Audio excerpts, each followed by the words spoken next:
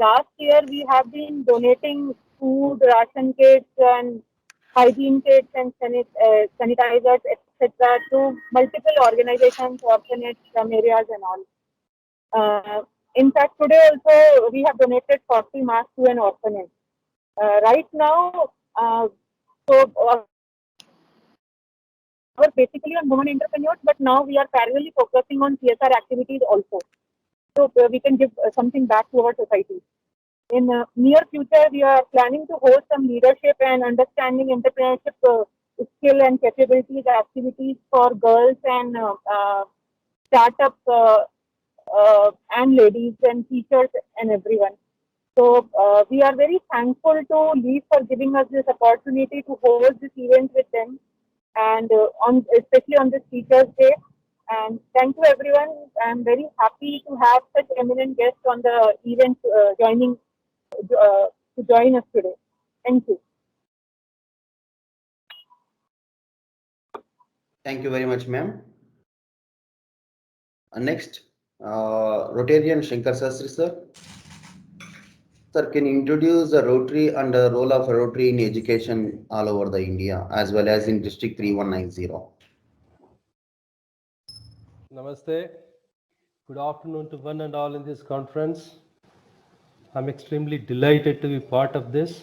Thanks, Naveen, for inviting me. As far as the Rotary International is concerned, basic education and literacy is a very cardinal avenue, one of the 7 avenues we respect and honor is basic education and literacy. As far as Rotary is concerned, the goal is to strengthen the capacity of communities to support basic education and literacy, reduce gender disparity in education, and increase adult literacy. We support education for all children and literacy for children and adults. Rotary takes action to empower educators to inspire learning at all ages. That's the greatest part of it.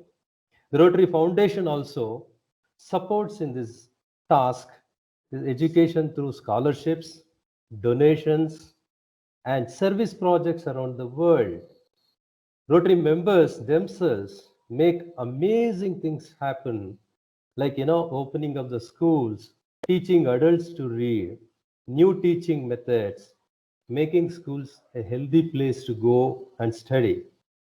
There are number of projects that are being done by several Rotary clubs around the globe. Even in our 3190, there have been global grant projects which are happening around where they reach out the school children in the rural areas. They not only train the children, they also train the teachers how to teach the children so that the grasping power of the children increases. This has been scientifically tested and projects are being done, spending thousands of dollars on this. This is happening right now. So we take pride in conducting, in practicing this kind of projects all over. And on this August special day, in the remembrance of Dr. Radhakrishnan, our second president of the country, the greatest teacher this motherland has seen, we take pride. We are very, very happy to have this kind of conference to talk about education and teachers. And I congratulate all the teachers on this Teachers' Day. In fact, we train the teachers and also we conduct seminars to teachers so that we, as a basic culture of our country, India, we venerate teachers as much as we venerate our own parents. This is the kind of culture that we have. We say Guru Brahma, Guru Vishnu, Guru Devo Maheshwaraha, Guru Sakshat Parabrahma, Tasmai Shri Guruve Namaha. With these few words, I congratulate the Global Yoga team and all the partner clubs. And also I'm very happy to see even our Accra Spintex Club from Ghana, the sister club of Global Yoga, are also part of this kind of great job that is happening over here. I congratulate all of you. Best compliments from my end. And Go ahead, Naveen. Have a nice conference. Let us all learn together. Thank you for very much for giving me this opportunity.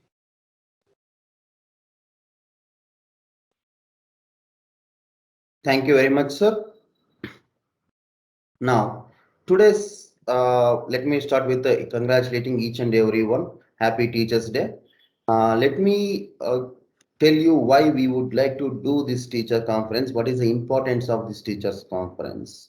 Now, everyone talking about various issues with respect to 21st century teachers or a role of a teacher, skills that we require as a teacher, or challenges that we are facing. Now, in this era of last couple of years, we have been we are facing a lot of challenges with respect to many things due to the corona or different reasons. Now, everyone are addressing the different problems with respect to their struggles in their life because of 21st century teaching methodologies, as well as 21st century students that they're getting, or the latest last 2 years due to the corona as well. Now, no one is not able to address the problems or challenges or skills that teacher required in this time, in this era. So LEAF as an organization founded by educationists and as well as entrepreneurs who give the value to the teachers as well as education that they provide to each and every kid, we would like to bring all the teachers together and find out what they require, what is, let them understand what is their roles in present life, what are the skills that they need to develop, and most important, we would like to hear their challenges while teaching for 21st century kid.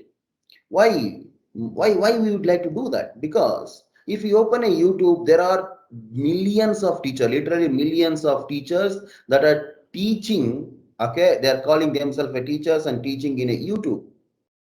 Okay, as a teacher myself, I am facing a lot of issues with respect to how to identify the right teacher for my institute or academy as well.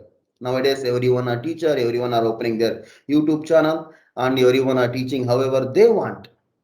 But we, as a teacher, we have some roles in this 21st century. We should have some skills, and that is our biggest challenge in our day-to-day life. BTech student just studying his first year, second year is teaching, okay, or even a PUC student is teaching, irrespective of he understand the concept or not. So, irrespective of, we are creating a good society with respect to students, with respect to next generation of India and as well as world. We are creating confused, okay, students. Okay, well, that's what I'm observing. To address this, okay, we are organizing this conference. It's a starting first conference, okay, to understand what is the 21st century role, skills and challenges that teachers thinks that they should acquire to face this era. Okay, I hope I'm clear about why we would like to do this conference, why would like to bring each and every educationist, teachers, head of the organizations, as well as resource person to the conference, so that we could have a healthy conversation as well as discussions regarding the skills, roles and challenges that we are facing at this time. With this, okay, I would like to welcome Usha ma'am, our first panelist, who is going to talk about 21st century teachers' role, skills, and as well as challenges that we are facing. Usha ma'am has been in education industry for last 35 years. She established a couple of educational organizations in Bangalore as well. Right now, she is a principal and a advisory member of a Green School Bangalore. Okay. With this small introduction about Usha ma'am, I would like to invite Usha ma'am, and I would like to hear her opinion and her wisdom. Ma'am, Usha ma'am, as is yours. Hi, all the panelists. I'm really very happy to be part of this panel. And it's the first conference of yours, so congratulations, Mr. Naveen Karnam. and you're doing a fantastic job in Leaf. And as you were introducing what you're doing in Leaf, I was very happy because the Green School Bangalore, where I head, I'm not on the advisory board there, but it is my own school. All right, so I am heading there as a director, but I have got a lovely heads in the team who manage the place. But why I'm trying to tell you that we do something very close to what you're saying is sustainability. And we actually try to carry on the UNESCO goals. We are trying to implement that in our Green School Bangalore. And you're talking about the groundwater. We're talking about the water in the moisture which can be converted in drinking water. We're talking about the next level of the natural resources which we can provide to our children. So I think Leaf and Green School Bangalore can work together on a lot of aspects. That's what I feel. Anyway, congratulations to you, Mr. Naveen. And I'm happy to part of this panel, and I've got experts along with me. So I'm so happy to share a lot of stuff, which on happens to be a Teachers' Day. So first of all, let me thank When India and Sejal Raja, especially to have invited me to this panel. Let me start with a small shloka, which all of us are very familiar. Guru Brahma, Guru Vishnu, Guru Devo Maheshwara, Guru Sakshat Parabrahma, Tasmai Shri Guruve Namaha. So we say Guru, actually teacher, is the creator, the preserver, the destroyer, and he is the absolute. Times immemorial, we have seen the teacher is regarded that way, that he's utmost and respected and revered. So my question is, if the teacher is the epitome, the be and the acharya, we can call him as the universal acharya, there needs to have the so-called qualities to be revered. That's very important. So I have learned one thing in my 38 years of my career. I've learned that people will forget what you said. People will also forget what you did, but they will never ever forget how you made them feel. And it's very important as leaders, as well as the philosopher, as a guide, you need to make the people feel, and you have to sensitize them to, a lot of things around. So in the olden times, the teachers were mentors and philosophers, but today they are facilitators and guides. So that's what we're talking about, 21st century education. Did we all expect that this corona or COVID will be coming like this? Did we expect that? No, we were just managing our classrooms, and we were just managing this way we were doing the teaching and learning across for so many years. When suddenly we were, we had the digital thing coming in front of us. But for us, it was not a very new thing, because all the teachers were anyway doing a digital, the way they were teaching through the computers and stuff like that. So, but still, that everything going online and nothing offline put everybody into a kind of a pandemic situation, saying, oh my God, what do we do now? So the teachers have the greater responsibility. I have seen the teachers have taken this change so, casually, and they said, okay, now what next? So they're ready to get trained, and they have taken it so well, and they imbibed the whole kind of teaching and learning platform which they've created for our students. It's amazing. So in fact, our students, if we have to make them as a good global citizen, so what are the various things which Mr. Naveen was saying? We're going to brainstorm on that. Like, what are the various things which is required? The teachers, we call them as facilitators. We don't call them as just the dictators or mentors in the classroom. So what are they going to focus on? What is their main ability to do that now, being a digital platform, or maybe it's offline very soon, as soon as Corona is over? The focus of a 21st century teacher is on student. We talk about the student-centric learning. So by developing the higher order thinking, so that's what actually we do in our schools as well. So we do even the assessments, evaluations, as well as the kind of teaching which happens. It's all is the higher order and the lower order learning, because even the question paper is set up like this. So what do we need for that? We need effective communication. We need collaboration. So that's very important. People do not want to collaborate. Earlier, it was all like, I teach, it's me, I am in the class, I'm in the control of the class. It was something like that. It's no more like that. It's something like where we need to collaborate, and the students also need to understand that they're working in groups. It's not one student to one teacher. It's like working in teams. So the other skills they need in 21st century, is what we are going to talk about today.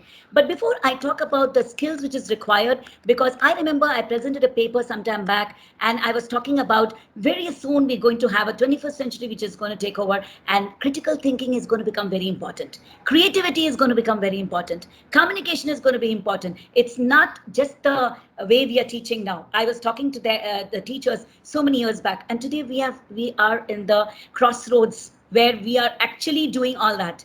So let me quote here a very nice quote, which I feel: a mediocre teacher tells, a good teacher explains, the superior teacher demonstrates, the great teacher inspires. So my question is, if any teachers are there in this forum, in this conference, are we all inspiring our future generation? Are we doing that? So we need to have our thinking caps on our head. We need to question ourselves. We need to say that, are we inspiring the future generation? Are we that kind of a teacher?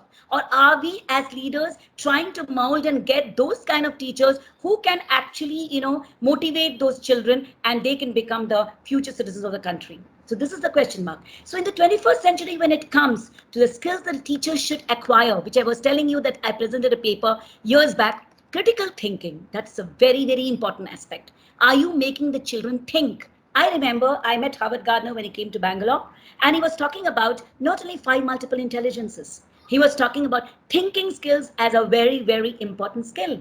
Problem solving as a very, very important skill. Today we're calling them as a part of life skills, all these things. So communication, cooperation, creativity, leadership, everything actually comes as a first rank skills.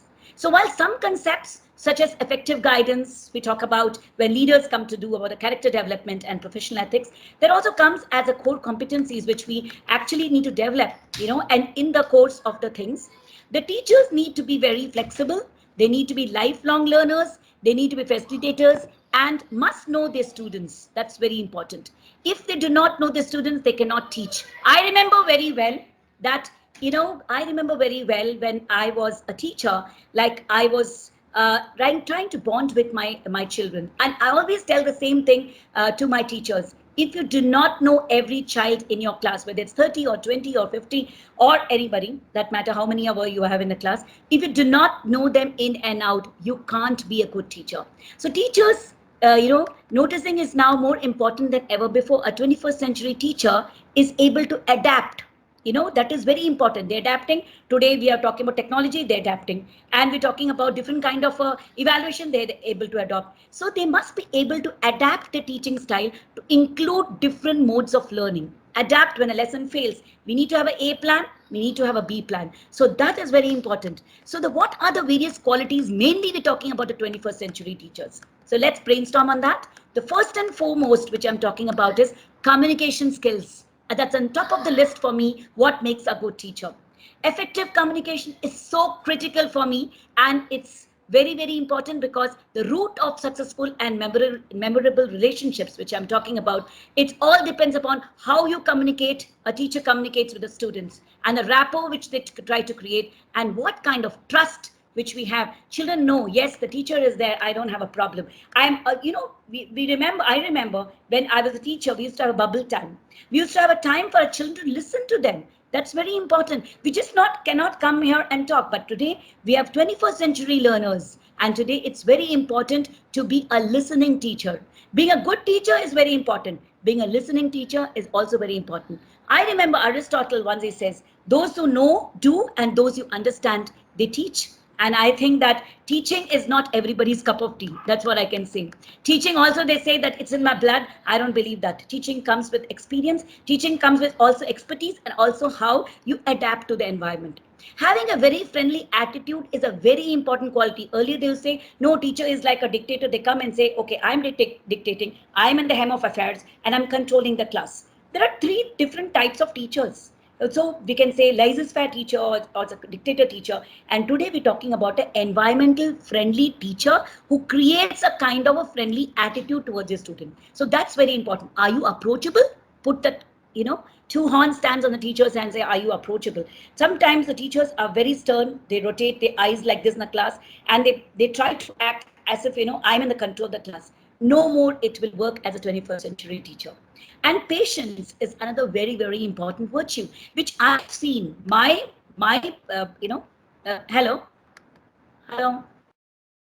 Yes, ma'am. Hello. Good able to hear you, ma'am.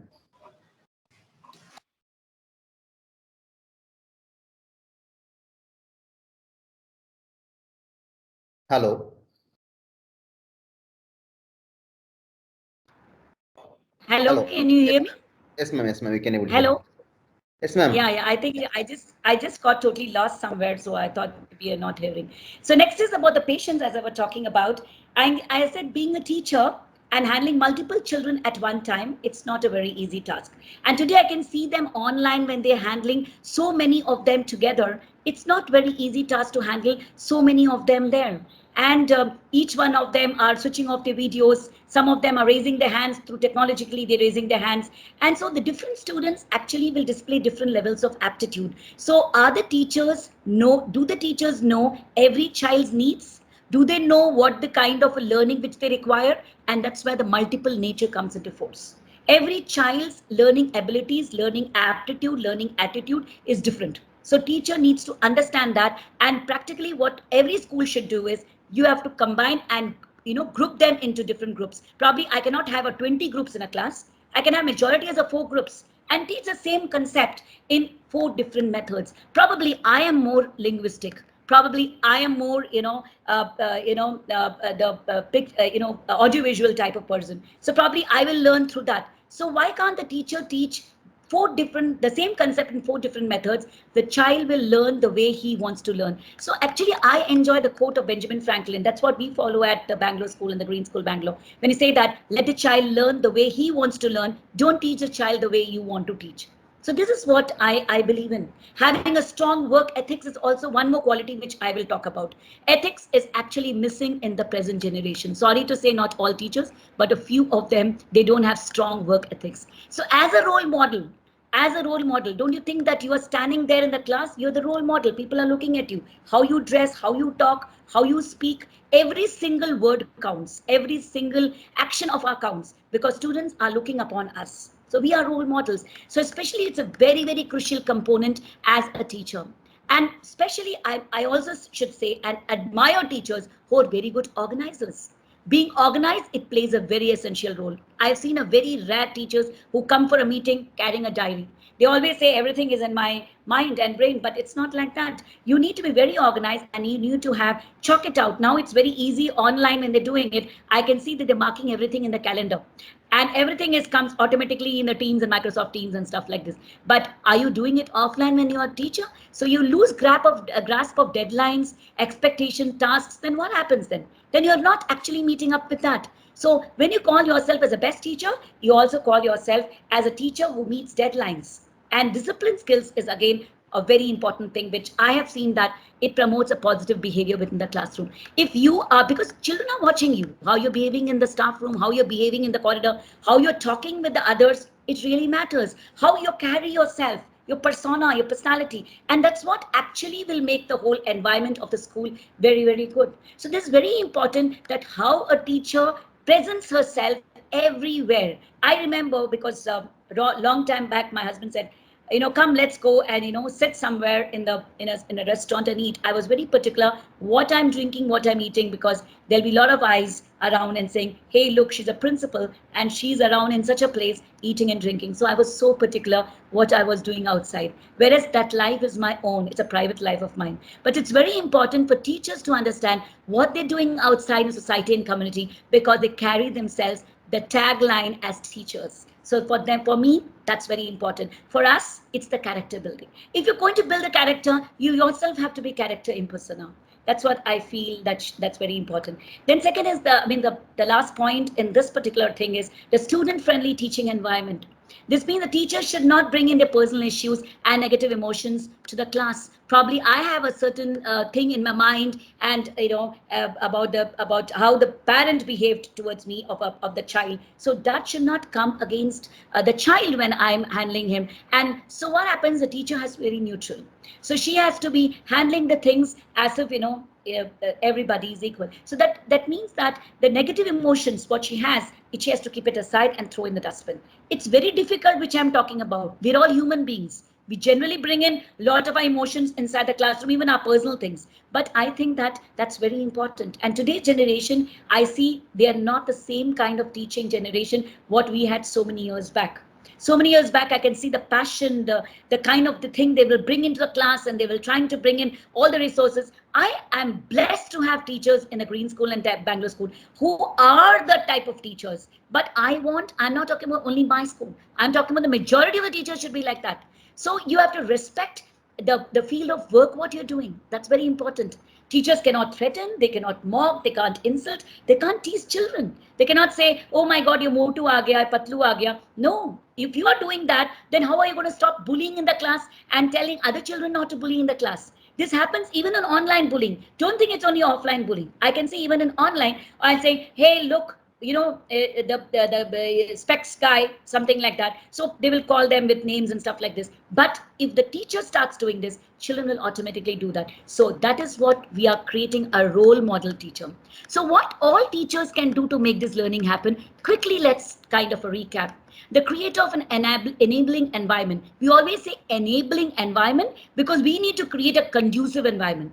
The environment is not already existing there. So what are we expecting out of the teachers? We expect them to have, the student should have a good behavior, the student should have a good academic achievement, and for that, what she has to create is, or he has to create is, authentic relationship with the student, and definitely the students will like to meet and exceed those expectations for sure, whatever she's trying to or he's trying to create it. But it all comes from the teachers to the students. And next is, he has to be or she has to be a facilitator and not control the learning. So again, I'm repeating it. It's just kind of a recap. The teacher role is changing, which I have already explained, and so teacher have to accept it and saying that I have the responsibility, and saying that projects are not going to be given for home and saying homework and do the projects. It's no more like that. Projects have to be done in collaboration in schools, or the collaboration online you can do with groups. You can use all the kind of apps and you can do the projects with the children.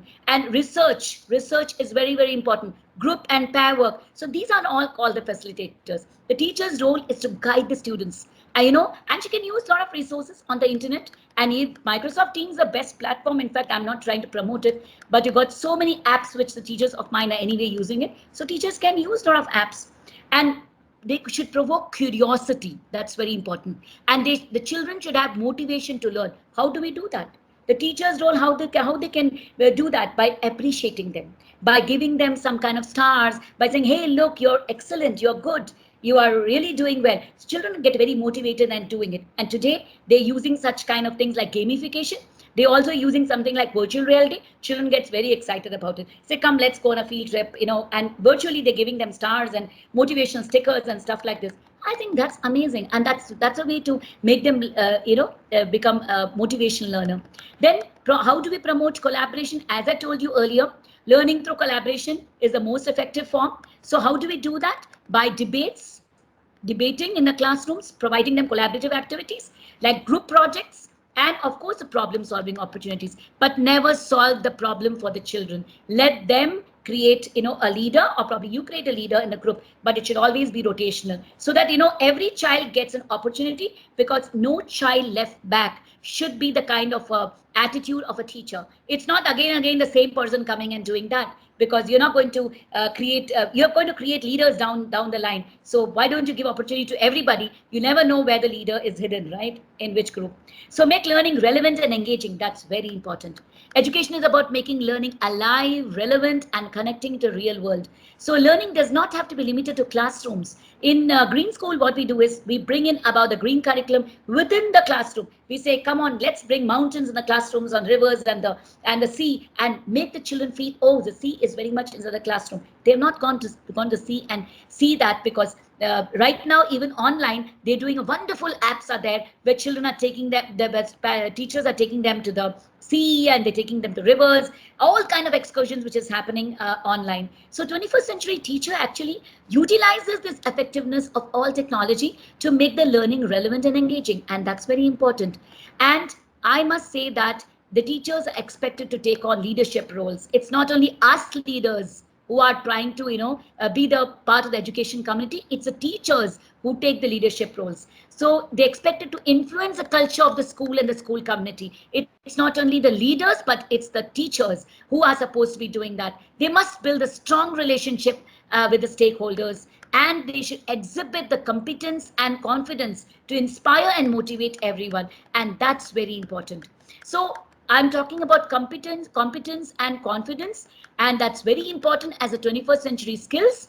And the success of students ultimately depends upon how the teacher as well as students, they embrace it very, very easily. So for this, Mr. Naveen Kumar was telling what are the various skills required. I quickly will tell you in 5 minutes. The adaptability, which we already done that, and learner-centered classroom, which I'm again trying to emphasize on that, because students of today's are viewed as producers rather than mere passive listeners. So they should be made to own their learning. If I own the learning, I say this is my responsibility, my own is this thing. I'll bring the projects, I'll bring the gadgets. It's not that it's been dumped upon them. And again, collaboration, as I told you before. So I'm not going to talk about it again. And you're going to partner with technology, as Mr. Naveen said. It's the Corona time, it's a COVID time. So everybody is into the technology right now. So we're talking about two generations. We're talking about Generation Z and Generation Alpha. So about the technology, it's in fingertips with today's generation. So they are called digital natives. We are not digital natives. Today's children are digital natives. You give them a smartphone, they will know how to, Google it, and they can figure out. Even a 5-year-old knows it, how to handle it. It's we who are not digital natives. So we figured it out, and we learning. For them, it's very easy. It comes to, they're very comfortable using apps and coding and stuff like that, which comes very easily for them. So why don't you use that? So make the right use of technology. So digital footprints is also very important, and of course, appropriate use of social media, which comes along with that. That's also there. And of course, the teaching is a lifelong process. That's what I can say as I'm ending this. Teachers must understand that simply having a degree in teaching is not enough.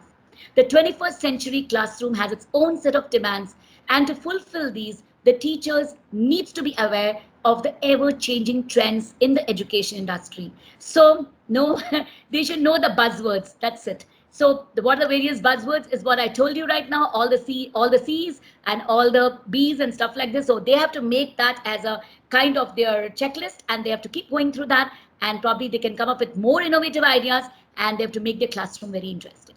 So that's what it is. Thank you very much, ma'am. Thank you very much for your very realistic, very on-time talk about 21st century teachers' role, skills, and challenges that we require. It's our privilege to hear you. Next panelist, Vijay sir. Sir, are you there in the meeting? I am there, Naveen. Yes, sir. Give me a second, please. Should I start now? No, 1 minute, 1 minute, sir. Okay. Let me introduce Vijay sir.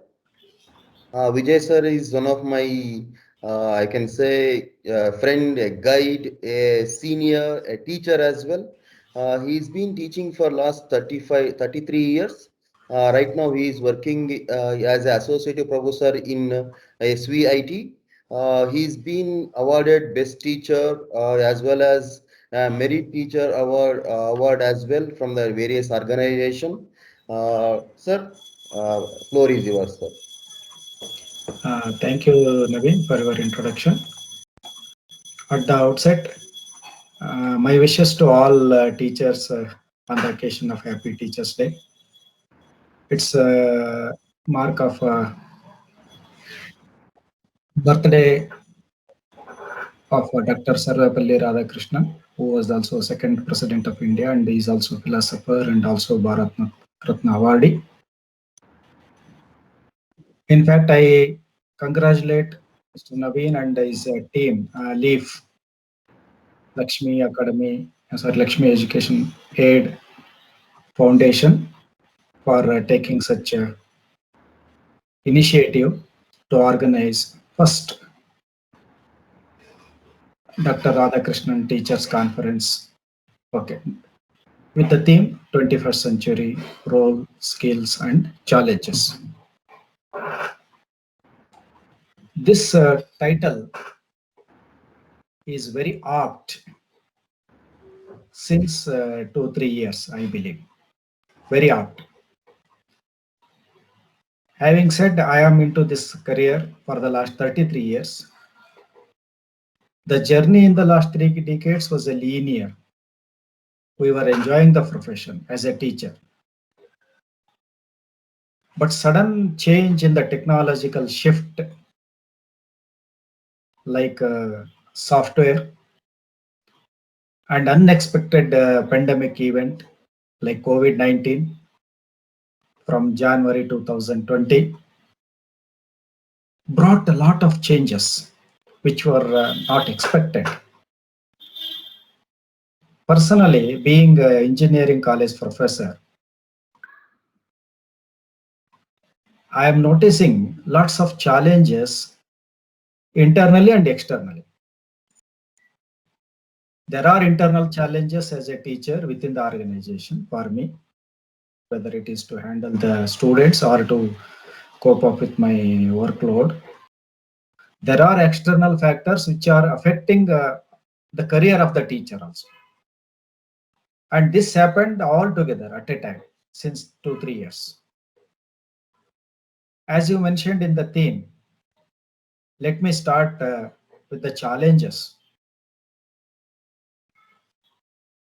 Over a period of time, from 80s and 90s and then 2000, beginning of 2000, and in the last 4-5 years, especially with the introduction of smartphones, what you call smartphones, I observed a gradual decrease in the values and behavioral changes amongst the students community. And as I mentioned, external factors like television, mobile, internet, most of them may debate that they are the boon, they are the one which are the sources for your study material, for your learning, for enhancement of the skills. But on the other side, these electronic gadgets have become the destroyer also. I don't know how many of the community present here may agree, but they have become really destroyer. Especially with the video games, which I observed with few students, video games, they dominated, especially with the youth. Then as a teacher to inculcate good behavioral issues is very challenging. Why it is challenging? Those days, the behavioral problem with the students was uniform. Every student in the class used to behave in the same way.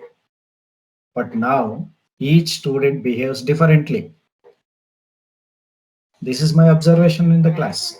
Every student is different. Every student is different. Apart these changes amongst the student, the challenge for the teacher is lot of paperwork. What I mean to say is documentation. What exactly this documentation and why it is making more stressful for teachers?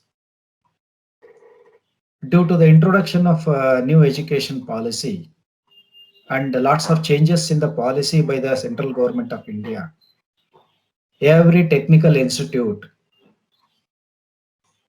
are to be accredited by 2021. This is the deadline set by the central government of India. Accredited. Some of the accredited bodies like NBA, National Board of Accreditation, and the NAC. So these accreditations are a must. And in order to get recognized by this accreditation and audit, huge amount of paperwork is involved. Documentation work. That is making a teacher maybe tiresome, maybe more stressful, and maybe taking lot of time. Apart, he has to refer books and then prepare for his own material. There was a time when maybe in the last 2 decades, on the table, you find a teacher reading books, lot of books and making notes. Now you find teacher doing lot of clerical work than reading books. It's a fact. It's my own experience. So apart from this documentation work, the performance pressure. Your performance is measured every year by many factors. And peer pressure also. What is peer pressure? Now more and more youth coming with doctoral degrees and with the senior professors who are yet to adapt to these changes in the technology. There is definitely a gap that is putting a lot of peer pressure. And at the same time, the present teacher is expected to play multiple role. Teacher role is different, as Madam Usha in her speech earlier mentioned. Nowadays, teacher is just not one who teaches on the blackboard. A teacher need to be a facilitator. A teacher need to be a friend. A teacher need to be a mentor. So, lot of roles a teacher has to do at the same time. On one side, the question that we have to ask seriously is: are we producing graduates, or we are producing graduates with the education, right kind of education? Everyone say that I have graduated. Does it mean they are really educated? Education is totally different from that of the graduation, I believe. So I feel these are the challenges right now, whatever I have mentioned, around 8 to 10. These are the challenges currently we are facing. Then one of the biggest challenge that every teacher is facing since 2 years is sudden shift from the offline to online classroom. Did we ever dream that we are going to teach students online? Now I am sitting at home and I am teaching students where students is in her home, is it not? So teaching online using this platform, suitable technology platform, then adapting to this kind of situation, then having learned all those skills and training. When a Zoom was initiated, when Zoom was installed, I was not knowing what is this Zoom and how to use this Zoom, how to control the students. I took the training, although I may say 33 years of experience, but when it comes to Zoom, when it comes to Google Meet, zero experience, because it's a new technology, it's a new challenge suddenly forced by the COVID. So when there is a challenge, we have to again overcome and get the solution. Then we learned Zoom, then we learned what is Google Meet, then what is this Teams, Microsoft, all these things. Now we are very well conversed with this technology and then able to teach online. Now online has become order of the day. We never dreamt that students can learn everything even through YouTube and through such technology. But of course, the effectiveness of teaching and effectiveness of learning through online and through offline is still a debatable. Because in online, as Usha Madam mentioned, you do not know, you cannot control what exactly the learner on the other side is doing, or you cannot control. Now, I am able to speak using this online, but the other side who has logged in, whether he is able to listen, whether he is able to do something, and effectiveness is still a question mark. And I feel that efficiency and effectiveness is not up to the mark as compared to the offline. This is the major challenge for a teacher in terms of getting expected outcomes, because now we are in the OBE system. What is OBE system?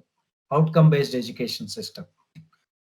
Earlier system was a teacher centric system. Now it is outcome based education. In outcome based education, whatever is being taught, it should be reflected in terms of performance of the students. So with these challenges, now I will move on to the next part, solution, because I cannot just force challenges and problems and then keep quiet. Let us see what are the solutions we can find for the same challenges or problems that we are facing. After having set these challenges, even I myself, personally, I had been to 2 or 3 trainings recently under UHV courses. What is this UHV courses? Is Universal Human Values, conducted by AICT, All India Council for Technical Education. Now they have made it mandatory that all technical teachers, engineering college teachers have to undergo this UHV courses, where teachers are taught what are ethics, what are values, what are human values, what is gratitude, what is respect, how to treat your children, how to engage your children. Not that you dictate and say whatever you want, you will impose on the students. No, that has gone. Now our role is different. Yes, so teachers need to change their mindset now. It may be a little difficult also, sudden change in the mindset and accepting, but it is need of the hour. So teacher need to change their mindset, and teacher needs lot of maturity to get connect with the students. I repeat this because teacher needs that mindset to get connectivity with the students. This can be one of the solution to those challenges. Then parent support is also important. This may come as a surprise or strange for you. What is this? Teachers will definitely support their children. No, I have seen several case studies where for the misbehavior or kind of nonsense act of the students, parents are supporting. It might be because of their high financial profile or might be their high profile status in the society. Very unfortunate that students, parents support their children for such acts. So where I feel the parents also should support for the good act and should not support their children for such kind of things. Then the other solution might be you have to, as a teacher, we need to create and maintain that interest amongst the students. Unless you create interest amongst the subjects with some case studies with the better future applications, students will not have any interest in learning the subject. You can't just complete the syllabus and say syllabus is over. No, some different strategies to complete the syllabus where students are made to learn. Creating that curiosity and interest is one of the major thing. Of course, technology, one has to learn, and the teacher cannot say, I can't use computer, I don't know how to conduct this meeting, I can't do this documentation. No, teacher has to undergo all such technological updated skills. And finally, a teacher should also be a facilitator. So there are solutions. I think now mentoring system for a teacher program has been introduced. This is one area which I would like to emphasize for a few seconds or for maybe few minutes. Recently, we all technical institutions have received one circular from AICT stating that any teacher in a technical institution within 5 years has to undergo different modules imposed by this National Technical Teachers Training Chennai called NITT-CR Chennai. So for every teacher who has got less than 5 years, there should be one mentor who is a senior professor. In my department, since I was a senior professor, I was allotted myself as a mentor for few junior teachers, where first a senior mentor will be given training, and there they teach us how to mentor the teachers. See, the difference here is, as a teacher, you cannot, it's your duty is not only to mentor the students, your duty is to mentor the teachers also. Junior teachers also need to be mentored, because they are the one who will get again connectivity with the students. And then if you mentor your juniors well, in turn they will mentor the students well. So it is called mentor program, and I am happy that recently I got certification program with 75% of marks, and now I am a recognized mentor. Now I can be a mentor for any teacher across the country under AICT Technical Institution. So like this, these changes are happening, and I have no regrets that I am able to adapt to this technology. I am able to adapt to this changes, whatever that comes in, and moving on, and I am sailing smoothly. And I don't think these challenges are really a challenges. We have solutions for all these challenges, probably if you are willing to put yourself into the shoes of others. With these words, I thank Mr. Naveen, Leaf, okay, for giving me an opportunity, and all the panelists and all the viewers and audience who have logged in for your patient hearing. And with the short, within the short time, I think I could deliver my experience about these challenges and solutions. Thank you. Thank you very much, sir. Thank you very much for addressing the challenges that we are facing as the teachers. Hello. I personally thank you for bring up the point of parents. Okay, because of the parents, what are the challenges that we are facing? I totally agree with you, sir. With this panelist talk, now next 15 minutes floor is for each and every teacher. They can discuss or they can ask question for the Usha ma'am as well as Vijay sir for next 15 minutes. Floor Hello. is open. Yes, sir. I'm Dr. Mudugal. Mudigal sir, good evening, sir. Regarding, I think in after 1996, when the globalization come into effect in India, Okay. it was a major threat to education. Okay, government has urged the government colleges, unless you maintain the quality, there will be no existence. Because Yes, of sir. that, one has to maintain the documentation. It was a very essential. Even before us, we were doing the same thing, but only thing were not kept intact. So after 1996, it was came into effect that one has to go for either NBA or NAC. Then the process began. One has to maintain the documentation. Okay, that was essential. For that now, question is, hello? Yes, sir. Yes, sir. Question Carry is, on. everything, the management does the management support to maintain the quality? If you look at the vision of every private management institutions, first thing in the vision will impart quality education. Question is, do this really impart quality education? Even if there are some teachers who are giving the quality education, do they support them? That is the major threat as well as major challenges teachers. Hello. Yes, sir. Yes, Yes, sir. sir. Okay, regarding that, I'll appreciate probably Professor Vijay working in SVI. AICTR. Yes, sir. He may also be facing the same difficulty. I agree with you, sir. Am I right? I agree. First thing, the improvement should begin from management. I agree, sir. I agree. Then look at, there are many teachers who are working very hard and having very good academic knowledge, subject knowledge. They know how to control the students, how to impress the students. But whether the principal and the environment and the management, the support, it will become very good education, sir. Do you believe, sir? Sir, may I answer to your question? Yeah. Okay, sir.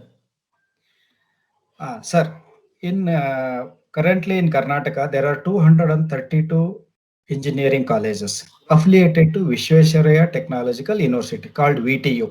Yes, sir. And in turn, we are guided and we are affiliated to AICT, New Delhi. Right, sir. There is a restriction in such affiliated university and colleges for the intake. For example, computer science 60 students, mechanical 60, civil 60. We need to take only 60 students. That is the restriction. Right, sir. And the education system in such institution is teacher is one, question paper is number 2 elsewhere from outside a college, valuer is elsewhere from outside college, number 3. All the three are different. You will not be knowing who is going to set the paper. We will not be knowing who is going to value your paper. Teacher is me. But Right. now there are private universities which are mushrooming recently. I don't want to name them for the sake of a certain reason. There are private universities in and around where they themselves are question paper setter, they themselves are the valuer, they themselves are giving degree, and where students finds it easy to get a degree when they join there. Forget about the quality of education. Since you mentioned this quality of education, even in my institution, we have this vision and mission statement. Every department has vision and mission statement. We have that objective, but somewhere these objectives are now influenced by such external factors. A student under affiliating university is struggling to get degree, whereas he joins a private deemed university and get easily distinction. This is still a debate. And another thing is there is a restriction of 60 intake for us, whereas there is no restriction. They have 600 intake for each branch. There is no cap on a number of students who are getting admission. I raised this question in the highest platform where I was called for one of the board of examiners studies meeting, but even they could not answer because they say it is all beyond our control with the political, with the higher level profile, so we cannot answer. So this is one of the real problem these affiliating institutions are facing, I believe, sir. Even in private in science institutes, Yes. especially in internals, Ah. because 30 months for the internals Yes, sir. and remaining months for the annual examination. Yes, yes. Even if the students give blank papers, the bank internal papers, we have to give the marks because that is Yeah. both behind me Ah. from the principal as well management. That is why I mentioned education is different and graduation is different. In my speech, I mentioned because totally they are getting different nowadays. We That are is, producing graduates. Yes, sir. that is the utter failure in maintaining the quality, sir. Definitely, sir. I agree. So that's why I'll request the organizers, along with the teachers, why don't you call the management persons to participate in Yes. True. Okay, sir. Thank you. Thank you very much, sir. So, Yes, sir. can I add a few words, Naveen, to this?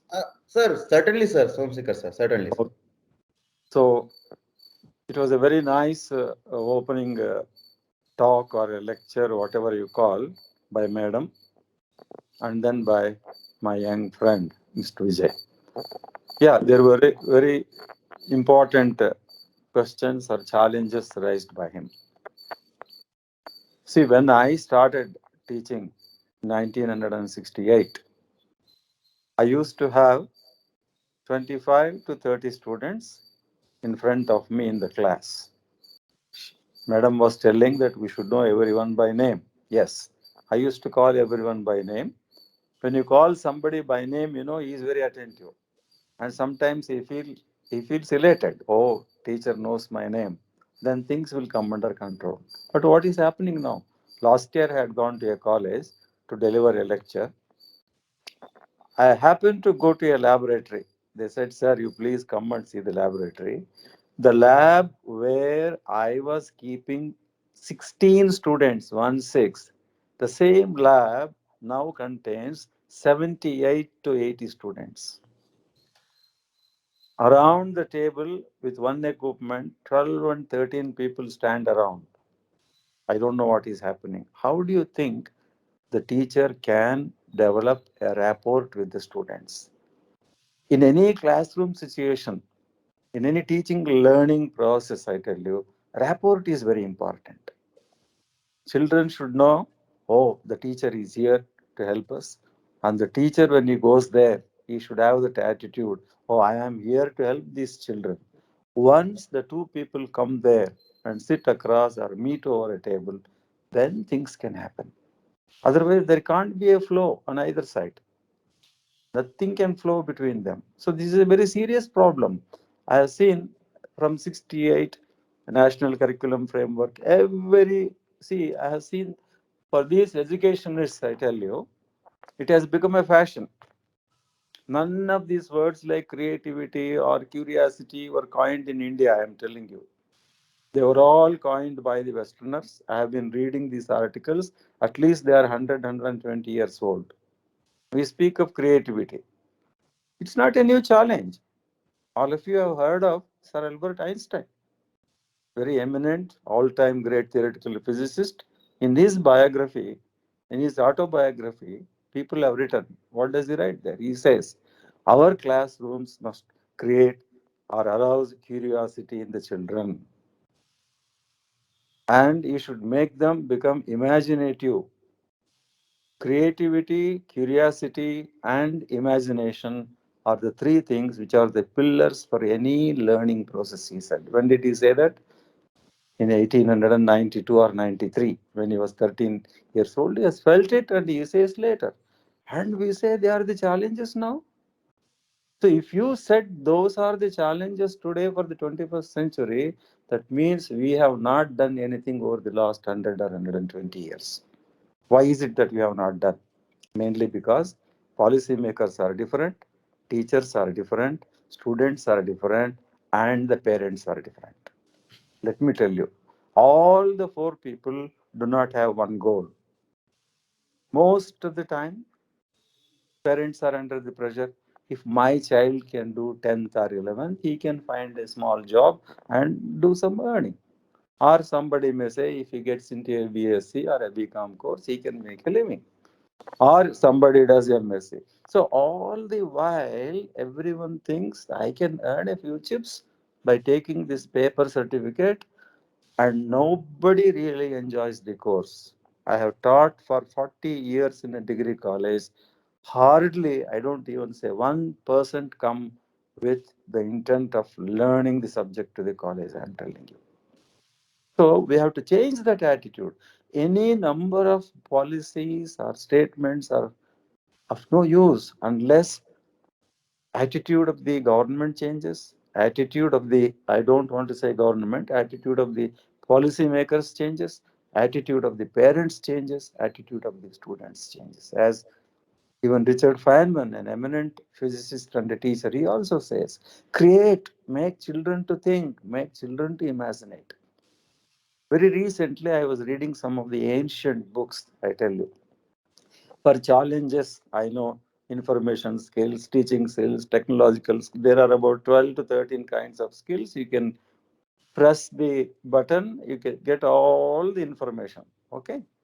But I was reading a book very recently written by some ancient person. You know what he says? In any teaching learning process, he simplifies very easily. There are three things to be observed. What is that? Shravana.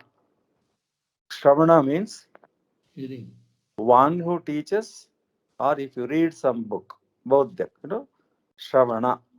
That is the first stage. That should be very good. The man who comes, stands before you, must have a full knowledge of what he is going to speak, why he is going to speak, and how he is going to speak. That good Shravana is very important for a boy. So all skills will come there. Then number two, Manana. Having heard, a student has to go home, read the book, think again and again till the things become clear. That's called internalizing. Whatever you have heard, you have internalized. So Shravana stage is important. Manana is important.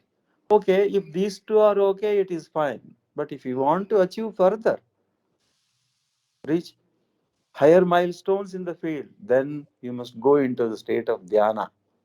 A child has to go into the state of dhyana. What is that state of dhyana? As we said, he must become innovative, he should become creative, he should become imaginative. All these things will come when the boy thinks about it for himself. Oh, I have learned it. What should I do? How is the society going to be benefited? Or how is the subject that is going to be benefited? Can I change physics? Can I change the philosophy of physics? So there are three stages which are to be done. Under these three stages, you can bring any number of sub things, I tell you. You may say communication skill, cooperative learning. In a boy, he doesn't know, he will definitely learn from others. He will ask his friend or he will ask his teacher. So these things will follow once you are very serious about what you are doing. In the sense, I have come to this school, I have to learn something. Somehow, this kind of attitude is to be instilled among the students, I tell you. Why I say is, some 3 or 4 years back. I'm sorry if I'm becoming a little personal in these things. I had gone to a school in England. Oh, it was a government school, sir. So my grandson was in that school in sixth standard. Then I asked him, "Hello, can I come to your school?" He said, "Why?" "No, no, just I want to know how the classes go on in your school and how your classmates are." "Okay, okay," he said. He took me to the school. I went to the principal madam. I said, "Madam, can I interact with your sixth standard children?" She said, "Why?" She was very stubborn. "Why?" I said, "No, no, no, madam. I'm a retired physics professor." Once I said physics professor, she was very happy. "Oh, thank you. Sorry, sir. Please, please, please come." My grandson had told me in sixth standard in our school, we are 23 children. Sir, I went to the class. You will be surprised to know there are only 12 children in the class. Then I looked at the teacher. The teacher could understand what my doubt is. No, no, no, no, no. This section has 12 students. Another section has 11 students. Our limit is 16. Even if there are 17 children, we make 8 and 9.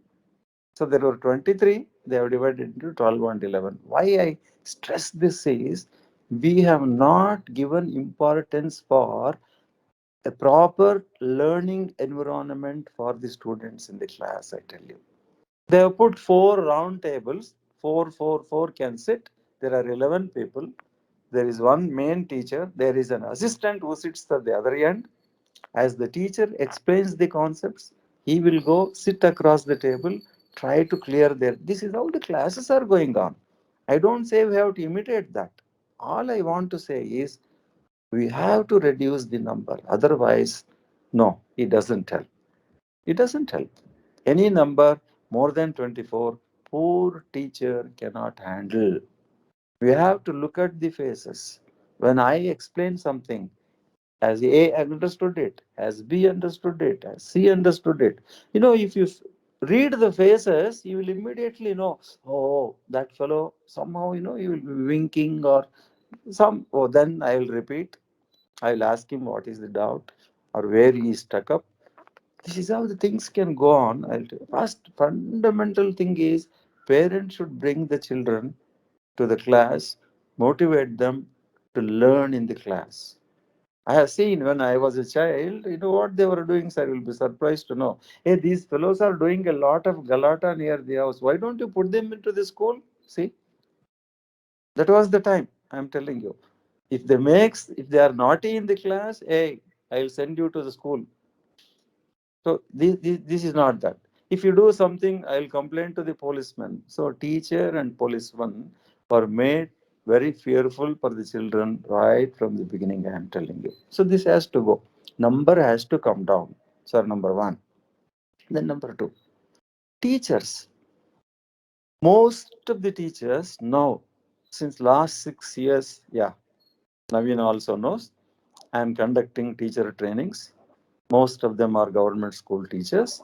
I would have trained about 2 to 2,500 teachers from all across the country. The thing is, they have a BEd degree. They know everything, what are the things to be done in the class, but they don't know because that is a paper degree that they have acquired. They have taken, they don't remember. I asked very recently, I was in an interview committee. He was an MSc mathematics guy. They wanted a mathematics assistant there in a science center. I was a physics man. No, sir, you can definitely, physics and maths, they go together. Then I asked him, I just could not remember what I had studied in BSc. I asked that boy, what is your, sir, my MSc mathematics percentage? Mr. Vijay was telling he had some 71 or 72%. He said, if you have 72%, why do you come to the center? Then I asked him, sir, simple, I tell you. Can you add the numbers from 1 to 25? Add all the numbers. He takes a paper. Sir, I want a paper, a pen. He writes 1, 2, 3. He goes on adding. Very simple formula, n into n plus 1 by 2. The sum of the n natural numbers. Why I said is, They have studied this. They have mechanically by hearted the formula. They have written in the examination. They have got the pass marks. All that has come. When it comes to the question of application, it is so sad. Then I asked something about differentiation. No, then I said you can go. But when I did for 10 people, all the 10 were equally bad. I'm telling you. Then the chairman says, Sir, I want one person. Please select one person at least. So I had to select somebody. I told him, give them enough training. No, I'm not criticizing any student here. I am only looking at how weak our system is. Sir, I'm telling you, I have seen degree colleges, postgraduate colleges, I'm telling you. I have gone to the schools, except for a few high fly schools, I'm telling you, all other schools, the situation is more or less the same. I asked one degree teacher, my subject physics, I gave a simple data to him, sir, please solve this problem. He writes an equation. I told him, don't write an equation, solve a problem. No, nobody solves it because mechanically they write the formula. They look at V, O, V, U, A, O, calculate T. This is the kind of the classroom environment we have. I don't think it's different in schools. This is definitely there in a college or a PG college. So what I want is you like organizations like yours, you will have to come forward, propose to the government and see at least some 20, 30 teachers from a given region or an area be given a good training, I would say. Training not only in the subject, as Madam said, in all the practices, I am telling you, whether it is content delivery or whether it is skills or whether it is language or whether it is cooperative learning or whether it is whatever it is, or technology use, that kind of a training is to be given to the teachers. See, another thing I want to tell you, we don't want extraordinary people to be there in every class. It is not required. You select 30 people, the management should speak to those 30 people. What is the philosophy of the management? If the chairman of the management knows why he has opened a college, definitely he will tell the teacher what he expects from the teacher. But unfortunately, our managements, just because that NAC accreditation is there, I have seen the transition stage, aboards like, mission, vision, mission. What is this? Nobody reads that and they don't practice it. They write all these things because when the chairman for accreditation enters the college, he will look at the mission statement. Or if a mission statement is written, he will give 1 mark. Vision statement is given, another mark. Oh, there is a 60-40 library, give 1 mark. Or do you have a sports room? Boards, you will see the board, yeah, they will give 1 mark. Oh, you have a, what is called, health center. Every college should have a health center. I'm telling you the joke. On that day, they will keep one room, bring some doctor. Okay, all the drama will go on. You know very well, managements do not work for that mission or the vision. How do you expect the teachers to work for that mission or vision? So we are different on paper and we are different on the floor. Unless the policymakers, unless the management who starts the colleges, unless the teachers, unless the stakeholders, if all these people come together and say, oh, we will have to do this, then definitely we can achieve. Otherwise, all these changing of the systems, I have seen enough of them in the last 56 years. No, we have not done anything. Problems today are same as the problems which either Einstein or Albert Einstein had faced or Feynman has faced, I tell you. If you look at the biographies of all those people who lived in 19th century, same problems are there. Einstein says, I do not like this police kind of regimentation in the class. Even now, Madam said, we should not be like that, we should be friendly.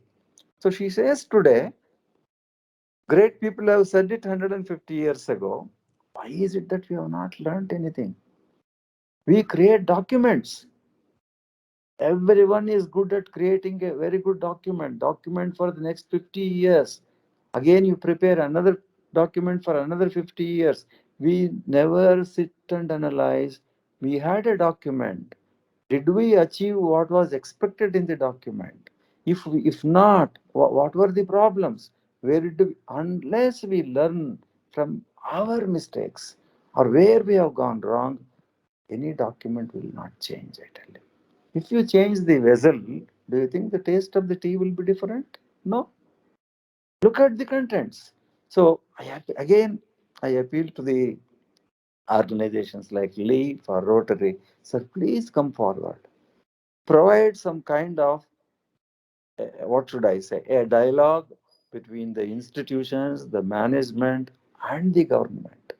Create an environment where our teachers get the best training. They don't know why they have become teachers, I am telling you. They don't know. They don't know the responsibility also. If a teacher can be friendly, interact with the children on day-to-day basis, you can do wonders. I have done it. In my 39 or 40 years, every year I used to focus on 4 or 5, not many. It's not possible in a college because in a classroom, 150 students are there. I know I can't do anything in the class. So speak to those 4 or 5 students, call them, or just one question. ನಿಮ್ಮ ಅಪ್ಪ ಮಾಡ್ತಾರೆ. Oh, he's so happy that I inquire about his father. Oh, agriculturist, very good, appreciate it. You do this for 2 or 3 days, sir. Fourth day, he will change. He will be very alert in the class. Then you ask him, how many marks have you scored? All in a friendly manner. Then he knows, oh, this teacher is expecting something from me. If not for anybody, at least to keep this teacher happy, I will have to read. This personally I have experienced it, sir, I tell you. When I was in PUC, I had the fortune of listening to a very good teacher, physics teacher, I tell you. He served for 1 year in my college. He spoke about the most advanced topic of the day. I don't want to make it technical, but are called as the superfluids, I tell you. He showed some demonstrations. On the figure. I was wondering how can these things, so that is creating curiosity. He did it in 1962. And after 1 year, he said, at the end of the year, he was about to leave the college and go for some research or some. He said, we used to call him as Jangli. That was a film in those days. And within a year, another film came called A Professor. So we used to call him by both the name. He said, that Jangli, Shami Kapoor in one movie, becomes a professor in 1 year in another movie. Your Jangli who is standing before you will become a professor. He retired as #1 nuclear medicine specialist in the world, and he is now in USA, I'm telling you. He inspired students. He spoke of so many advanced topics in physics, leave alone the subject. So this is what Madam said. We have to create curiosity. Show something, you create curiosity. Children start thinking. Einstein says when he was 5 years old, his father presented a birthday gift to him. You know what is the birthday gift, sir? At the age of 5, a magnetic compass needle, which all our Vastu people carry, This is this direction. So when he saw that always it stands in the north-south direction. What is there outside which is influencing the magnet? That interaction of the surroundings on the object. What is that invisible force that drove him to understand what Newton's law of gravity is? He comes with a general theory of relativity, I tell you. So there are so many ways. I know every teacher cannot be like that, and every student cannot be like Einstein. But we can try to be like that, I am telling you. All that I can say is we can try to be like that. Another point we were talking about, even Mr. Vijay and Mudagal sir also, they raised the issue. How to adopt technology in the class? Yes. Last 1 year, I don't know how many days I was worried because how do the 70% of the children who do not have full access to the internet, take the benefit. Everyone boasts of, I have done online, I have done like this, I have done like this. Last month, I was giving a lecture to a junior college on 100 years of Nobel Prize of Sir Albert Einstein. I asked him, what time shall we start the topic? Sir, but HOD told me, sir, you please start at 8 o'clock. I said, 8 is too bad. No, sir, our classes start at 8 o'clock. Do you think teachers, students will be alert? Sir, listen to this sentence. You know what the teacher said? Sir, all our children will have a mobile data for 2 hours or 1.5 hours. Sir, this is the truth. After 2 hours, the data is gone. So if you start at 10 o'clock, they listen to our regular lecturers from 8 to 10 o'clock. Nobody will listen to your lecture. And I said, what is this? No, sir, this is what is happening. The other day I was looking in the TV. I was very surprised. In that village, we all speak of online classes. They don't get the signal. They all go to a nearby hill station. They have put a tent there. They carry their mobiles, sit in groups there and listen to the classes. Listen for 2 hours, 1 hour, because everyone cannot have the benefit of using the mobile data for 4 or 5 hours. This can be only transient or temporary, an emergency situation. If we want to make it permanent, sir, what I'm telling you is we have to impress upon the management or the government to provide that free internet to the children or internet to the schools and the children for a longer and longer duration. Otherwise, what project do they do? They use for 2 hours, 3 hours. There is no mobile data. What do they search in the internet? Nothing. Nothing can be done. These are all on papers. So we have lots of challenges. Maybe our country may not have enough resources, but they are not spending enough resources on education. I can tell you. Definitely, I can tell you. So, yeah, I wanted to share some of these things. It may not be a talk, Naveen, as a discussion also. I thought I could tell some of the things which I can. If there is any query and a question on this, sir, most welcome. We can discuss about it. Thank you very much, sir. I'm happy to be a part of this kind of a conference where everyone could able to listen to you. I have been your, let's say, started as a colleague. Now I'm you are my guide in many ways. I listen to you very carefully when I'm listening, so that I could able to do something about it in this education department.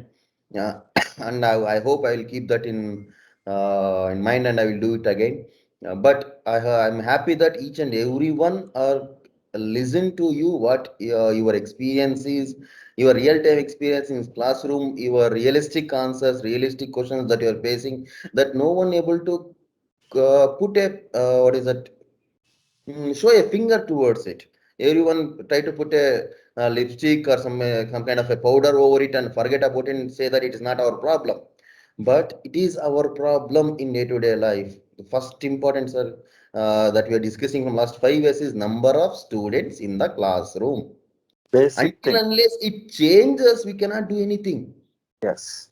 Yes, the day I met you in Agastya International Foundation, I think 2015, August 12th or 13th, you told me the same issue, Naveen. Until unless you change this, it is not going to change anything in education department.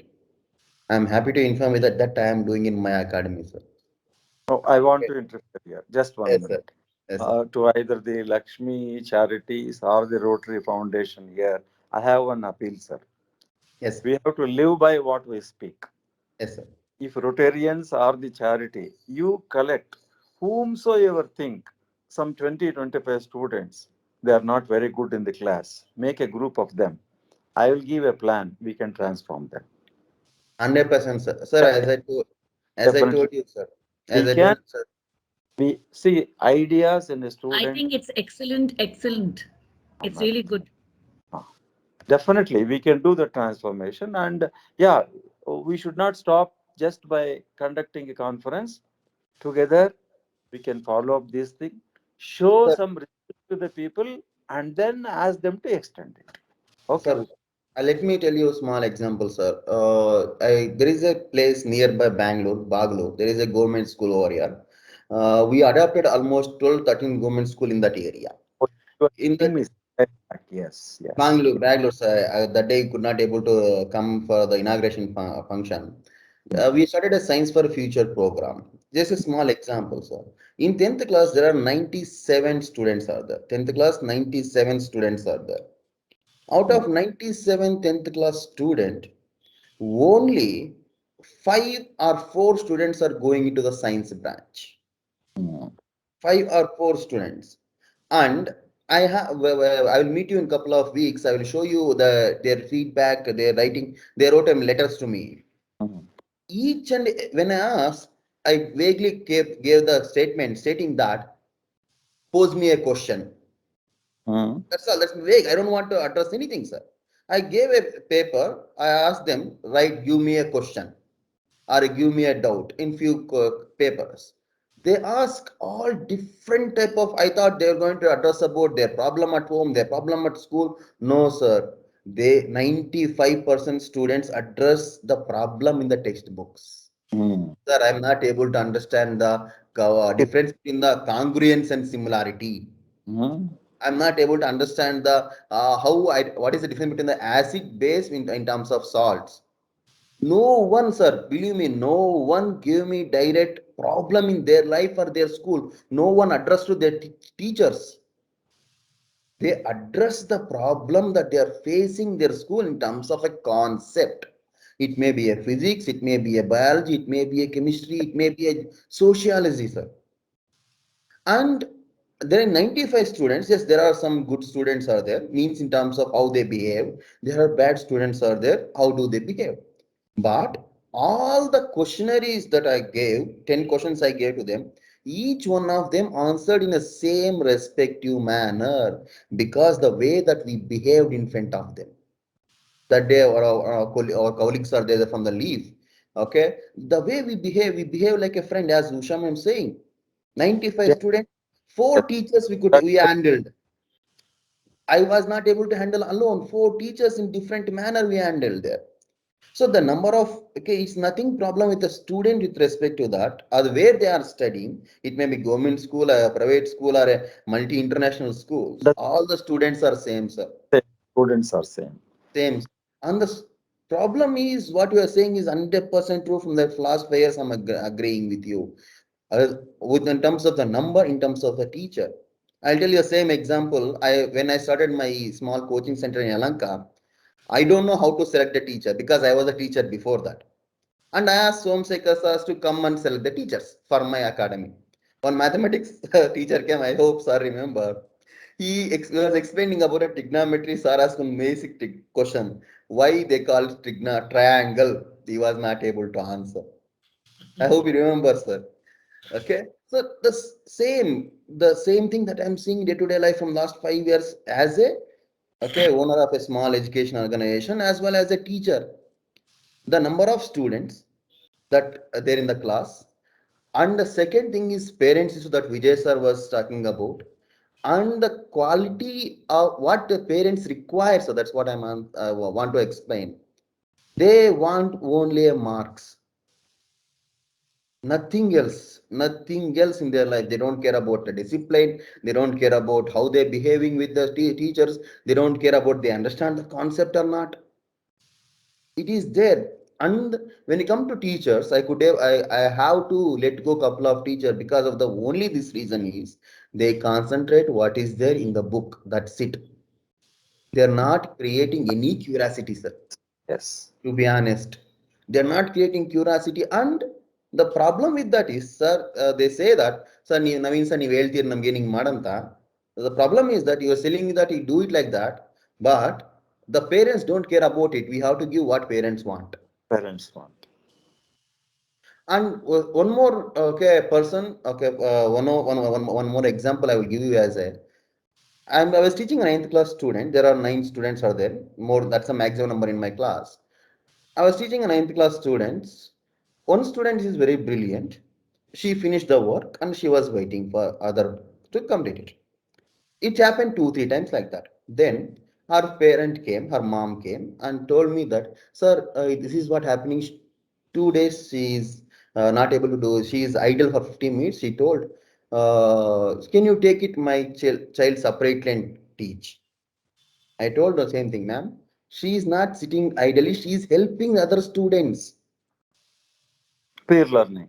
Yeah, she is doing. She is not. She don't have any complaints. But you have a complaint. And she is telling me that, sir, you are teaching the way that you want, or you're teaching the way that, okay, you think that is right, but we don't want that. I want you to teach as I say to my kid. Then why I need? Why should I be there as a teacher? Because she tells that I don't know maths, but I know how to teach. How to teach like the parent. Give 20 questions, sir. Every day give her 30 questions. She can do. But I told her same simple thing, sir. She's capable of solving 30 questions. Okay, I'll agree with that. But I'll give 15 questions to her. And like her, there are 2 students who can help the remaining student to solve those 50 questions. She's not just learning the mathematics or content. She is learning how to teach and how to solve different problems as well. That's the problem that I am facing in day-to-day life as a teacher. I am very happy, sir. Yes, sir. As you said, Oh, we are. Yes, sir. Tell me, sir. some more time, please, Yes, sir. panelists. Sure, sir. Sure, sir. Yeah, just to give a kind of a confidence to the people who are listening, even if there are some teachers, I want to quote one example. In 2006, I retired from my college service. One of my young friends had opened a junior college. He invited me, sir, you please come to my college and look at what is happening and give some advice. So it was in the month of October, I think. I went there. Staff meeting was there. He arranged a staff meeting. By the look, these private colleges they complete syllabus by September and they start coaching them for the examiner. So he said, principal said, sir, we have conducted a test very recently, and he said out of 600 students, some 200 are scrap. Uses the word. These 200 students are scrap. I was hurt, totally hurt. We can't, even I don't distinguish between a good and a bad student. For me, students are students. If they have failed, we have failed. I will take that responsibility. Then I told the chairman, please relieve this principal from his post from the college. Straight away. Then I took those 200 students. We made a plan for them. You don't believe, sir, I tell you. Out of 200, 180 people got more than second class. So we have to make an effort. It is possible to bring a change. I gave this example because we can bring the changes. It is possible. But on the wholesale, if you say you are good, you are bad, then you are not helping the situation. We are not here to judge the students. We are here only to facilitate the students.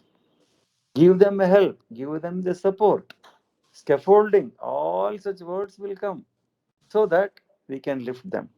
Another thing is very important. Teachers, I want all our teachers should know is when you start teaching the first day in a school, if it is a sixth standard, how many are there? 40 are there. Make sure that there is a kind of a homogeneity. You know what I am telling? Naveen was telling 2 people will be very weak. No, no, that should not happen, I tell you. So spend 2 or 3 or 4 or 5 hours. Make sure who is good, who is weak, who needs more time. Try to bring them on par with them. That is what a kind of a homogenization. Then you start your teaching in the class. Then that would be better, I tell you. Otherwise, you are damaging the class. You will Yes. be either you are talking to the weak students in the class or you are talking to the best students in the class. Either way, it is going to be very harmful. 100%. So thank Okay. you very much, sir. As you told, we'll be planning a teachers training program in next academic year. We already have a meeting with the education department, and local education officer also have very positive about that. I will next week I'll come to office and discuss about that, sir. Okay. And one more resource person and panelist is with us, Nagaraj Rao, sir. Sorry, I think I took long. It's okay, sir. Nagaraj Rao, sir. Yes, I am. Yes, sir. Yes, sir. Sir, Sir, I am here. yes, sir. Yes, sir. Nagaraj Rao, sir, is in education department for last almost 35 years. He is a yoga expert. Studied post-graduation in yoga. He is a postgraduate advised studied in naturopathy.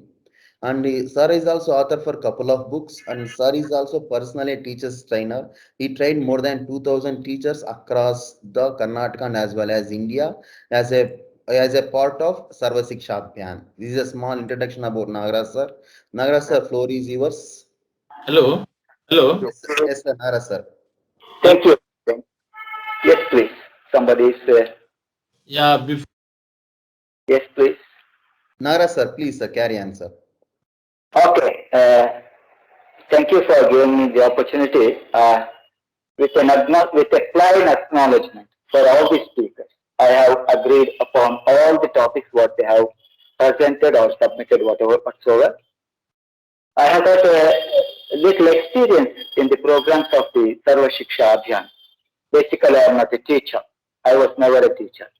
I have spent my time in training the teachers with my experience in other fields. I was in a production field. I was in the factories. I was in a public sector company. So I was training people there. With my knowledge of training people, I was brought to the education department to train the teachers. Anyway, you are all experts in the academic field. Now, I go outside the school and college. From the society, I would like to speak something.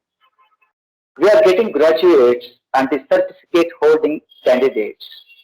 They come to the employers and seek employment. What we observe there is entirely different. We don't look at their certificates or the qualifications. Of course, as a formality, we look at it. But what we look at there is, do the person has got some integrity in him or not? His certificate doesn't show any experience on our machines in the factory or on our work culture in the occupational area. Nothing. He knows nothing about. He knows better physics, better mathematics, better chemistry, better botany, zoology, or whatever be it.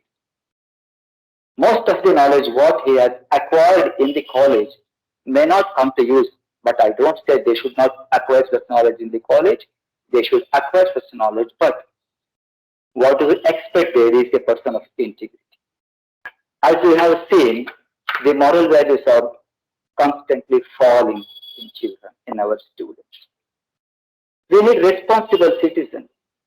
Most students are prompted by their parents, and the students are attracted by the occupational opportunities being in the college itself, being in the school itself. They think, after getting a certificate, what type of job I get and what type of money I am going to earn. This is the aim today. Because our children are going to spend up to the age of some 18 or 19 in the schools and colleges. When they come out of the universities or the colleges or schools, they are well grown up. They are the responsible citizens of this nation. In a production flow, if they come as an employee, we expect only the integrity, not any other qualification. Everything we give training there. How to work on a machine, how to be more productive, how to make the company rich, how to have the excellent marketing ideas. We all teach there. This is mostly this is not taught in the schools or colleges. Yet, even though it is taught, we teach there. But nowadays, the higher responsibility of our primary education or secondary education or collegiate education is to look at a person of integrity. I am very glad so many experts have given their opinion. They have really so much of concern for the development of a student. But as a citizen, I expect good citizens from the colleges. It is so common if a graduate comes on the graduation day in any school or college, people are so happy, teachers are also happy, the students are also happy. But they do not prove themselves as perfect citizens. The integrity is most wanted one. This is not, I am sorry to say this is not done in the schools and colleges. Though there are so many orientations for value education, I have worked in this field for value education. Though there is so much of orientation and inclination by the government and by any other institution for the value education, our students have not gained such values with their personality. Of course, there are so many trainings and the personality development, especially in the vocational courses, especially for the engineering students. What do they orient for? They look only for the trainings like communication skills and so on, not for the morality or the integrity or the concern or the human concern or the human values or the life skills. Among the life skills, only one, the communication skill, the marketing skill, the organization skill, the conflict, how to break the conflict, how to win over the conflict, only such things. We want people with all integrity. Anyway, I must run to the next session. My students are waiting. This is the time allotted for me. I have made myself convenient to be here, and I agree with all the speakers. I am not going against any of the words there, but my only concern is to look at the responsible citizens from the universities and the colleges. There is a grand fall of values nowadays. We have to inculcate values in the minds of children. Most of the lifetime is spent in the schools and colleges. They may not listen to the words of the parents, they listen to the words of the teachers. They love teachers more than the parents. So we want such a responsible citizen. Thank you for giving me this.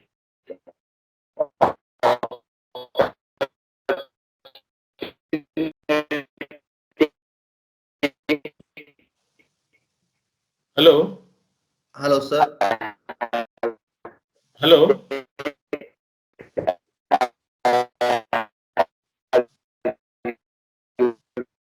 Looks like sir signal is little weak. Madhukar sir, are you trying to speak something? Hello. Regarding Nagaraj Rao, the comments, to give the ethical values, because it is there in NEP 20, sir. At Yes, present, implemented from this year, it is there in NEP 20. How to give the students the ethical values, how to teach them. This has become a bigger challenge for teachers. But government has promised the teachers to teach how to develop the ethical values among the students. It may overcome. Okay, regarding now here, Professor Somshekhar. Hello, sir. Somshekhar. sir. Somsekhar sir, you are mute, sir. Unmute, please. Unmute yourself, please. Somshekhar. Got it? Yes, Yes, say sir. it, sir. Yes, sir. This is Mudugal again. I know well through one of my friends, C. Somnath. Hmm. This time I missed a chance to work with you, especially training few teachers in Kalyan, Karnataka. Yeah. We were supposed to be together, sir. Yes. The same problem as you faced in previous. I too was one of the panel member in recruiting mathematics teachers, sir. Being Okay.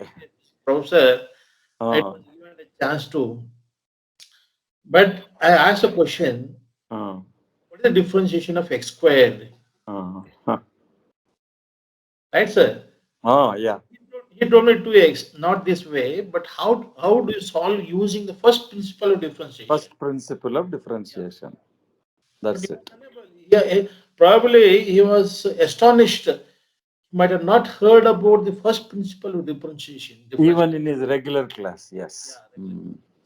This happens, and again, after the retirement, I started to teach PG and quantum mechanics to teach because no one was ready, and because there is more mathematics as involved in quantum, as you know.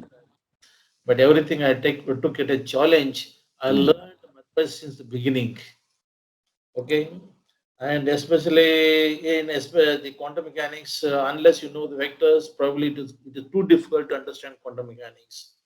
Unless you know the complex variables, it's too difficult to understand quantum mechanics. Unless you know statistics, probably the fundamental statistics, they do too difficult to understand quantum mechanics. But no students were ready. I began to taught them the fundamental physics, especially what are the eigenvalues, what are the eigenfunctions, likewise. But do you know, sir, Hmm. students assess me as a bad teacher. Because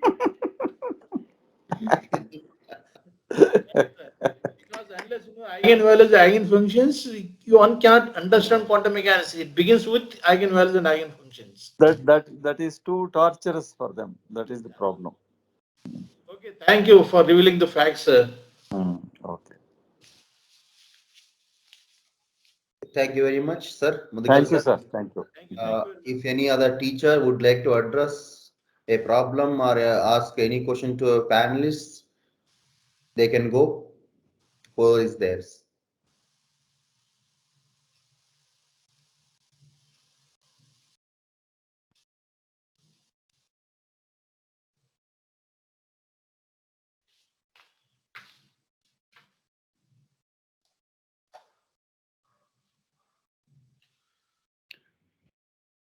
I think there are no. Usha ma'am, Yeah.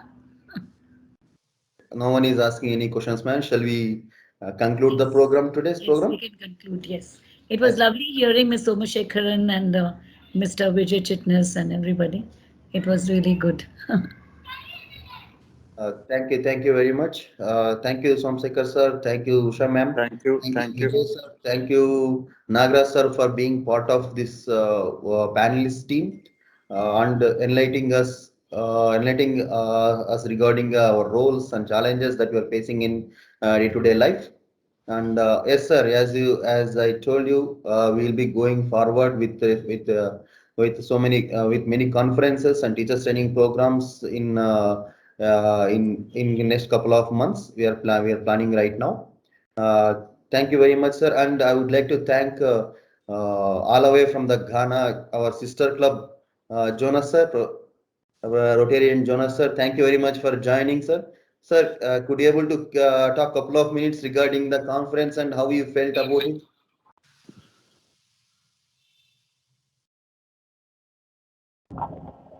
Yes, sir.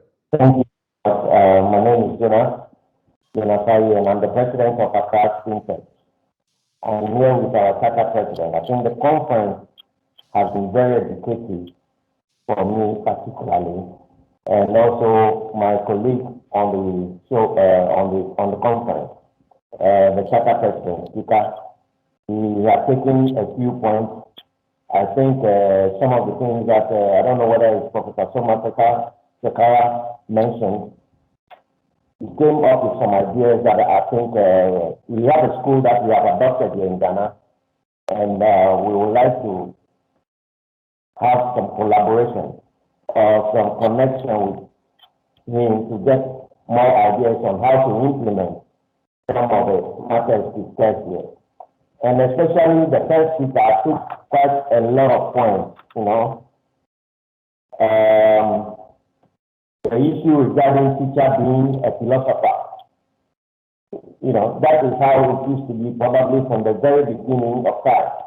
But now it is more of business, and the business aspect has overtaken the societal, how to build society.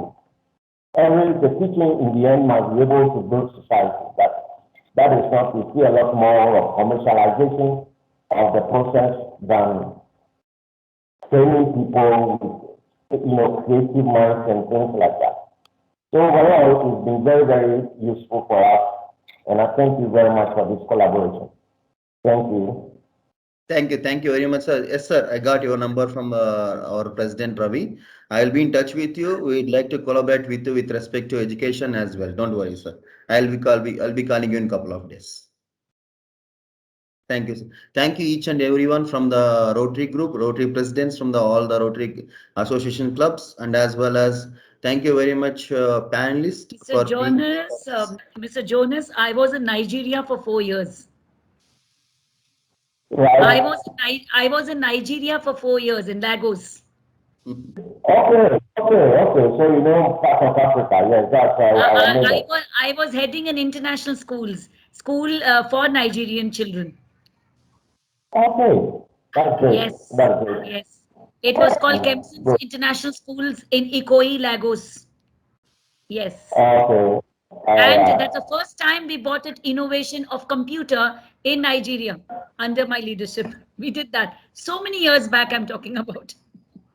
Okay, that's good. That's good. Thank you very much.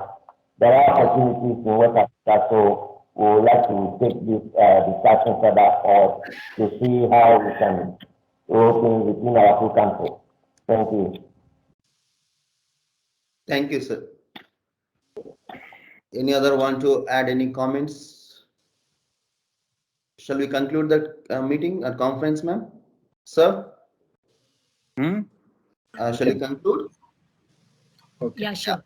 Yeah, thank you very much once again Thank to you, all Mr. the Naveen. panelists, Thank you, all of you.